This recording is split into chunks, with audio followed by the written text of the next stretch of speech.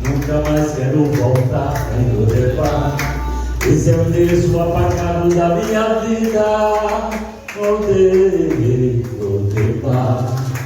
terra de angústia do levar. Nunca mais quero voltar no levar. Esse é o endereço apagado da minha vida. Agora mudei pra casa do rei, pra mesa do rei. Esse é o endereço novo pra você me achar. Vou levar a glória à casa padronada, pela placa escrita mudei. Amém?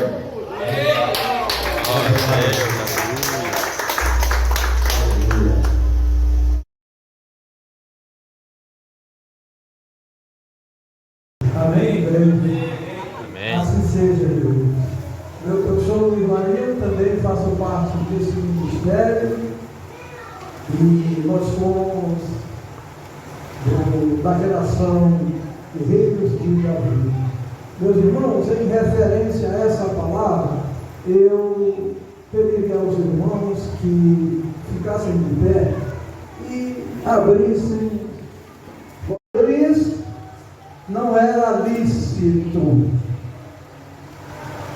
se fazer aquela obra, ou seja, se fazer um milagre, mas aqui a palavra nos diz que o nosso Senhor e Salvador Jesus, Ele é Senhor, Ele é a autoridade, Ele é o dono da vida, Ele é o Salvador do mundo. Segunda, terça, quarta, quinta, sábado, domingo, qualquer dia, em qualquer momento, em qualquer hora, porque Ele é o Senhor, Ele é o Todo-Poderoso. E Ele mesmo diz lá em Mateus, Ele diz: todo o poder que foi dado no céu e na terra. E seguindo aqui, Jesus vai e diz para aquele cidadão: levanta-te. E levantando, ele ficou ficou de pé. E aí, Jesus, que conhece os nossos corações, que sabia também o que aqueles fariseus estavam pensando, Jesus vai e pergunta para eles: uma coisa vos hei de perguntar. Ou seja, Jesus foi e perguntou àqueles fariseus: uma coisa vos hei de perguntar.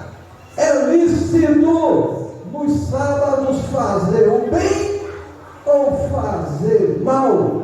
Salvar a vida ou matar? E aqui eles ficaram sem resposta, porque para se fazer o bem não se tem dia, não se tem hora, se tem um momento, para se fazer o bem. E este bem ele nos trouxe, que foi com o seu imensurável amor, que ele nos deu salvação. E aí, quando aquele cidadão ficou de pé, Jesus olha para ele e diz: estende a mão. E ele assim o fez, ele estendeu sua mão direita, e ela ficou igualzinha à sua mão esquerda. Ou seja, aconteceu um milagre, porque o milagre nós recebemos dele, do nosso Senhor e Salvador Jesus, em todos os momentos, em toda hora de nossa vida, desde o nosso deitar ao nosso nos levantar, ele sempre está conosco, para assim eu e você, a gente queira. Amém, meus irmãos? Esta é a palavra que eu vos tinha como devocional aqui no nosso grande culto, e eu só tenho que agradecer.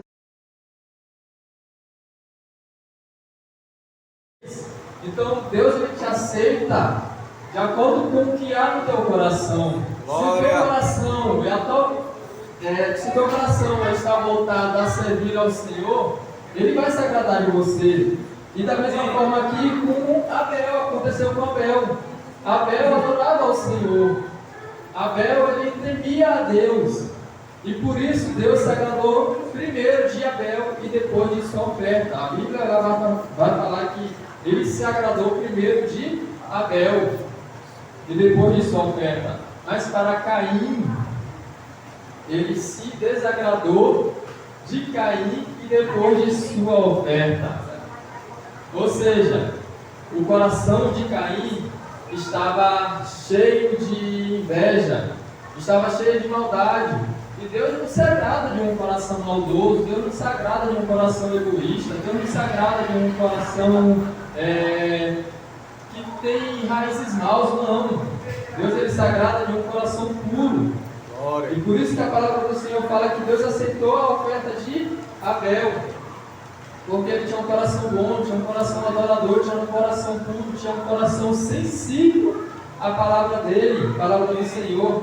E aí Caim ele se ira, porque Caim queria que o Senhor aceitasse a sua oferta. Mas como assim o Senhor vai aceitar a minha oferta se o meu coração está longe dele? Não tem como. Não tem como o Senhor aceitar. Por mais que eu tenho 1 milhão, eu vou dar aqui para a igreja, mas meu coração está longe de Deus. Eu uma pessoa ali que vai dar R$1 de oferta, mas o coração dele está próximo de Deus. De quem que Deus vai aceitar a oferta? É do coração daquela pessoa que tem R$1. Não é o valor que Deus olha, não é a aparência.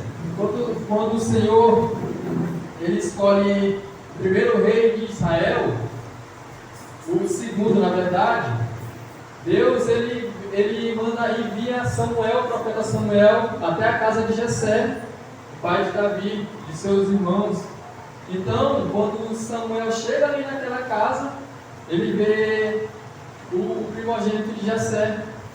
E aí, quando ele viu assim aquele grandão, todo com posto de soldado, ele falou: não, é esse. Aí foi o segundo: não é esse, não é esse, não é esse.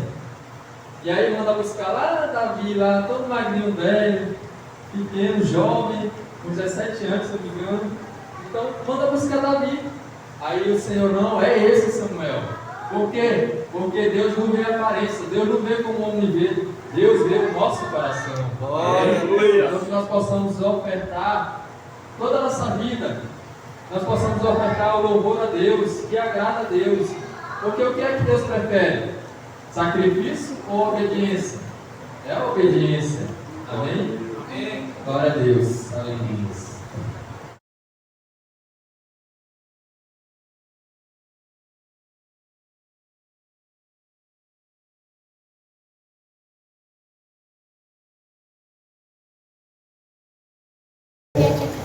Observando, viram filhos de Anak, como o texto vai falar. Filhos de Anak é descendente de gigantes. Viram os reinos que eram multidões. O que eu quero falar é que eles viram muitas coisas que fizeram o coração daqueles homens temer. Eles ficaram entristecidos, eles ficaram um pouco desanimados, por motivo de ter bastante povo naquela terra, homens grandes, fortes, cidades com muralhas. Então eles temeram aquilo, porque eles vinham de um deserto seco, árido, e Deus prometeu dar uma terra a este povo. É por isso que Deus colocou no coração de Moisés para enviar espias para observar a Canaã. Eles observaram durante 40 dias, eles voltaram com o fruto desta terra, cachos de uvas grandes. Ou seja, eles voltaram e chegaram ao povo e chamaram Moisés. Moisés, realmente a terra manda leite e mel, realmente a terra ela é boa, ela é grande, mas tem sinais. Chegaram 10 deles e disseram a Moisés, mas lá tem filhos de Anaques, lá tem descendentes de gigantes, tem os amorreus. Aí foi dizendo uma série de circunstâncias que impedia eles de alcançar aquela cidade prometida. Então, Deus, quando Ele levanta um servo, quando um servo ele se converte ao Senhor, ele vai confiar somente no Senhor. Salmo 37:5. Entrega o teu caminho ao Senhor, confia nele, o mais ele fará. Então, 2 homens, Josué e Caleb, por motivo daqueles 10 homens lançar aquelas palavras perante o povo, que entristeceu, desanimou aquele povo que já vinha do deserto para chegar na terra prometida, e aqueles homens lançam palavras que vêm desanimar eles. Então aquele povo virou um alvoroço. Imagina, Marinho, evangelista Marinho, aquela multidão de pessoas ouvindo dizer, não, nós não podemos possuir porque lá tem gigantes, tem isso, tem aquilo. É assim na vida hoje de muitos cristãos. Uma palavra lançada sobre a vida dele desanima. Ele vê uma circunstância que ele desanima, ele quer retroceder, ele quer voltar. Quando ele aceita Jesus, parece que as coisas pioram, mas não, meu irmão, porque o que Deus está preparando, tu tem que receber e tem que administrar, porque se ele te der sem tu passar a prova, sem tu ser lapidado, tu vai estragar a bênção. Então aquele povo murmurou por causa daquelas palavras que foram lançadas. No versículo 30, vou falar aqui com.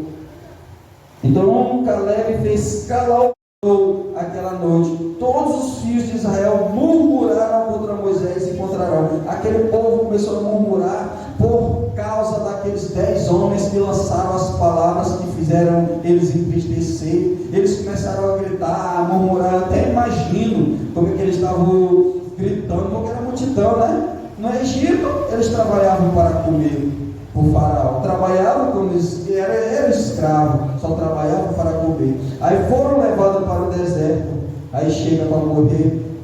Eles pensavam, né, que ia morrer na mão desses gigantes, que se ia ser escravizado, como o texto vai falar, e nossas mulheres, nossos filhos. Ou seja, muito cristão, meu irmão, está deixando os caminhos do Senhor por pequena coisa, não está confiando no Deus Todo-Poderoso. Mas Josué e Caleb não foi esse fracote não. Josué e Caleb, ele não olhou para o gigante, ele não olhou para as circunstâncias, ele não olhou para os reis dos amorreus, dos filisteus, ele somente confiou no Deus Todo-Poderoso, aquele Deus a qual escreveu os 10 mandamentos, o Deus a qual fez aquele monte fumegar, fez aquele monte tremer. Josué confiou no Deus Todo-Poderoso. É isso que nós devemos fazer, é confiar. Às vezes aos nossos olhos não vai dar certo. Nosso apóstolo Jesus, ele tem uma visão além de muitas pessoas. Ele vê coisas que ele fala, você vê assim, será que vai dar certo? Mas ele está vendo além, porque ele confia no Deus que ele serve.